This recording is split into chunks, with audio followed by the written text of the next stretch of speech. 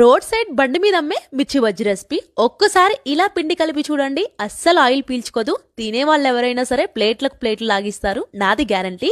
ముందుగా లైట్ గా కారం తక్కువ ఉన్న మిర్చిలను తీసుకోండి. గిన్నెలోకి వాము, ధనియాల పొడి, సాల్ట్ వేసుకొని కలుపుకొని మిర్చిని ఈ విధంగా చీల్చుకొని మధ్యలోకి స్టఫ్ చేసుకొని పెట్టుకోండి. ఇప్పుడు మిక్సింగ్ బౌల్ లోకి 2 కప్పుల శనగపిండి, 1 స్పూన్ బియ్య పిండి, కొద్దిగా వంట సోడా, టేస్ట్ కి సరిపడా సాల్ట్, కొద్దిగా పసుపు, అలానే 1 ఫుల్ స్పూన్ వేడి ఆయిల్ ని వేసుకొని పిండిని ఈ విధంగా బాగా కలుపుకోండి.